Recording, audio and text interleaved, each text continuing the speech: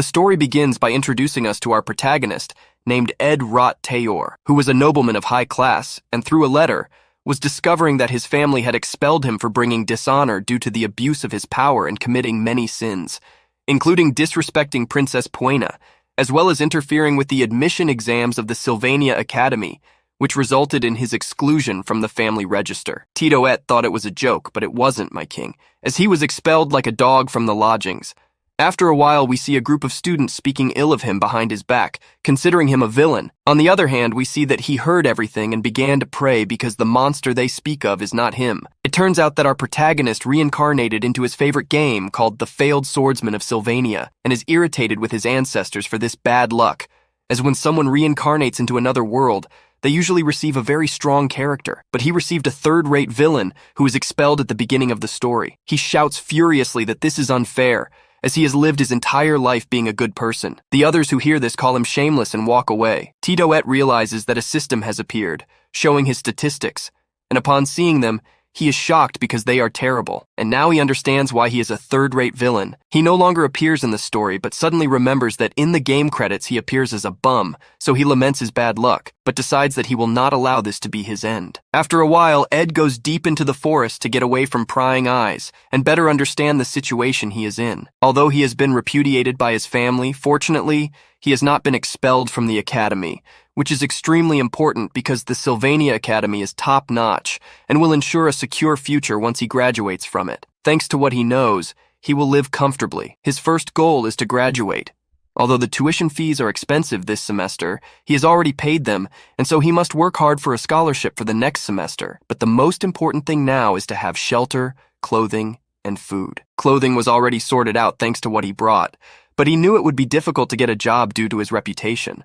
So to solve the problem of food and shelter, he should stay in this forest. And thanks to a stream, he wouldn't have problems with water, so he had to start working because classes start in 10 days. He begins to build his first little house. Although it's difficult in the process, like a true alpha male, he doesn't give up and focuses. After a few intense hours, he manages by a narrow margin, and thanks to that, the system congratulates him for reaching level 1 with the craftsman's skill. Titoette doesn't believe it, as this body is more talented with hands than with magic, although this skill is fabulous, as he creates a simple harpoon with his ceremonial dagger and a branch, and then becomes a fisherman to feed himself. After several attempts, he manages to catch 2 fish and, with his fire magic, lights the fire to make a delicious grilled fish. Just as he's about to take the first bite, a girl appears and asks him seriously what he's doing. Titoette, who was relaxing, realizes that he forgot about the main characters, and from her, the one who hates him the most had to appear, Princess Puena. The reason she hates him so much is that he used his noble status to insinuate himself to the protagonist's best friend, and for that, he beat her up. The former owner of this body, seeking revenge,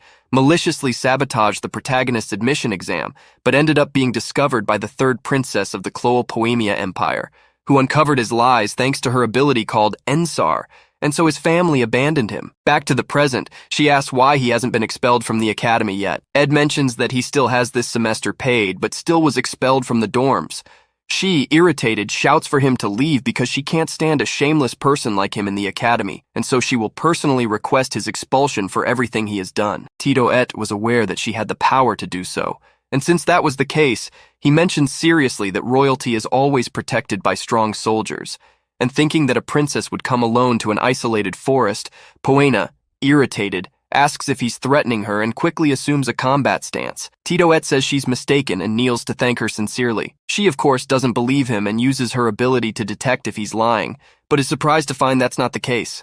Our protagonist, seeing her reaction, knows he surprised her, but it turns out that in truth, he was grateful. And he tells us that the Rylor family is very famous, and they use their power in secret to exploit citizens and conduct experiments on them to seek eternal life. The protagonist of this story, upon learning that, ends up destroying them, but being repudiated for that, he will live for that reason. He needs to convince Poemia without lies, because if he doesn't, it would be a game over. And remember the reason why she is here, and mentions that she came alone because she is being the test of Professor Glass to find magical stones, and if she succeeds, she will be able to enter class. She tells him that nothing has changed because he is flattering her. Ed interrupts her and mentions that without her help, he won't be able to enter Class A, and if she's lying, she can get him expelled then. And he mentions that if he goes to the depths of the forest, he will find a small island with a huge tree called the Guardian Tree of Marilla, and there, he will find the magical stone he desires. After a while, Poemia remembers that he was a liar and charlatan 3 days ago, but a moment ago he was the opposite. Returning with Tito Ed, we see that he was fishing again because his food burned while he was talking so much with her. And he tells us that Princess Poemia, from a very young age, has seen through people's flattery and lies, and because of that, led to the creation of her innate ability, and no one can escape from it, and she had no choice but to give him the authentic information. Although that caused him a bigger problem, and is that the reason why they will call her in the future the Princess of Love, is that after failing the test, she fell into Class F. Then she began to change, however. If that changes everything, the future will do it. And even if he manages not to be expelled, his information will become useless and he will be finished. We see that Professor Glast asks everyone to take out the magical stones they have found, and a group tells them that they are in Class F, and the only 3 who managed to pass the test are Hicks, Lorette, and who found the most powerful magical stone is the best in the class, Lucy Morrow. It turns out that Poemia did not take the magical stone that day, and that's because she hid her identity because she didn't like receiving special treatment, because she wanted to prove herself. That's why she didn't take the title of the Princess of Love as not an ability or statistic, but a title that she would win by walking the straight path. Although we see that she was upset because she trusted that she would succeed and she rubbed it in that fool by approving Class A without his help. However, he did not lie by saying that without him he would not pass, and therefore he would have eyes on him. Finally, the first day of classes arrives, and Titoette had to run to the academy early in the morning because it was very far away, but he still ends up arriving. My king. Although all sweaty after a while in the dining room, we see that everyone spoke ill of him for not being ashamed to attend after all he did. But our plot doesn't give a damn about their opinions, and ate relaxed because his goal was graduation. On the other hand, we see that a pink-haired girl mentioned that he feels like a different person. After a while, we see that our protagonist left very nervous from the principal's office because he thought he was going to be expelled. But it turns out that Poemia spoke well of him and the principal treated him well, but anyway, he was going to be careful, so that the story does not deviate from the original. A few hours later, we see that Ed was hunting, and it turns out that his specialty for combat was with a bow, and it came fabulous for him because he ensured his survival. Also, he would improve his magic by imbuing it in his arrows. Suddenly, he notices a girl reading near the guardian tree, and she was the genius of the second year called Janica Failover. She who noticed his presence mentions that he is the funny guy that Marilda talks so much about, where cheerfully she introduces herself. She realizes that he remains silent and asks him if he is surprised to know about him, and she mentions that she knows thanks to the high-ranking spirit called Marilda, who mentioned the presence of an unwanted visitor, Tito Ed. Upon hearing that, he realizes that she must be upset for cutting so many trees and hunting. Janica, who noticed him, nervous, asks him not to worry, that Marilda is not upset with him because it is the natural order of things. Our protagonist is embarrassed because he was very close, and tells her that it seems that the great wolf has a big heart. She who noticed his reaction laughs, where she extends her hands and asks him if it is not beautiful, because yesterday when she saw him she signed a contract with him, and if he wants he can touch him. Titoette knows that she speaks of a spirit, and very seriously mentions that he cannot see them.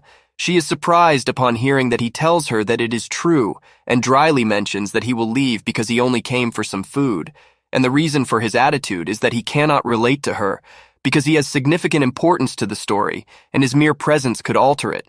Janica tells Marilda that he is just as someone very interesting told her, and it seems that it is true that she doesn't see them, where she throws a tantrum and screams that she was so friendly and he behaved very coldly with her, although it's not like they wouldn't see each other again the next morning. We see that Tito Ed had to make a long journey to be able to arrive on time at the academy, but that was benefiting him by increasing his statistics. Besides, he had to work very hard in class to be able to get a scholarship, and if that wasn't enough, he had to wash his clothes every day and prepare lunch for the next day.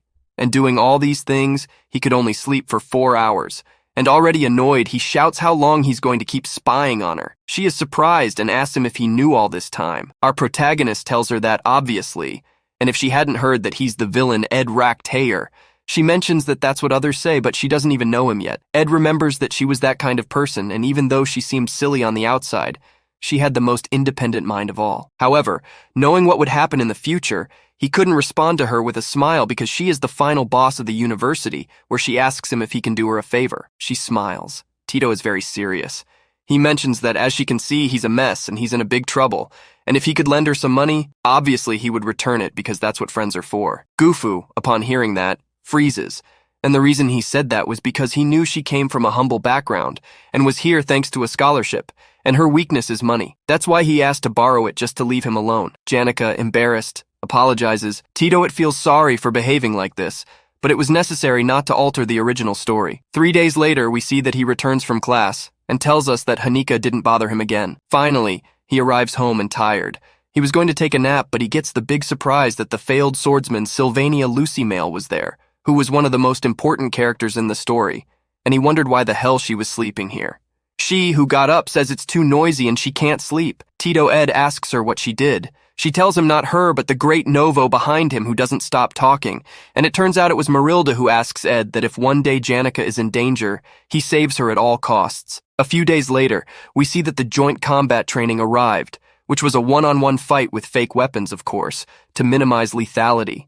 And in these practices, all the important characters of the game participated, and the most important of all, the protagonist called Taylor. And we see that Tito Ed was very happy to see his fight and didn't pay attention to the others because he already knew that the first-year students would win. Suddenly, the waifu appears happily greeting him. She noticed he was bored and asked him if he's not curious to know who his opponent will be. Tito Ed, upon hearing that, is shocked because he forgot he had to fight by being focused, and as soon as he looks at his opponent, he knows that's crazy. Suddenly, Taylor's combat was going to start. Ed relaxes and was going to watch it. The reason he was so excited was that seeing him brought back feelings of the hundreds of hours he played with him and all the difficult moments he spent with him, and that's why he was going to cheer him on because he appreciated him very much. And suddenly we see that his opponent was Lucia T. He remembers that Taylor had never held a sword before, but his first blow pierces Lucy's lightning magic. She thought she would defeat him with it, so he catches her off guard, which he takes advantage of to finish her quickly because of it. Lucy blocks his blow with intermediate level illumination magic. Taylor is completely dominated by the spell, but Lucy is disqualified for using intermediate magic. Therefore, Taylor earns the honor of being the first person to defeat Lucy, and he gets sentimental because that scene is legendary. Without further ado, the encounter begins, and we see that Taylor attacks her fiercely with everything, but it results in a total failure because Lucy sends him flying easily with her ice magic. Everyone is shocked by such madness because she defeated him with a single blow. And they say she's the best in the class for nothing, but her opponent was the main character of this story, a failed villager who is not recognized by anyone. But even in the midst of all the despair, he never lost hope, where he rises as best he can and attacks her again with everything he has, but to his bad luck, it results in a complete failure because his blow is blocked with her wind magic, specifically a spirit that with its polished sends him to the lobby. Ed is in shock because he didn't use lightning magic, but when the public goes crazy and shouts in the name of Lucy, Ed couldn't believe that Taylor had lost, and notices how he walks away defeated from there, and realizes that Lucy must. And we see that they report that the next duel was between Ed Taylor of the second year and the Princess Poemia of the first year, but we see how Tito Ed runs away from there. And the reason is that he couldn't allow Taylor to give up, because without him the story would come crashing down, and he had to work now the hardest, and was aware that all that was his fault.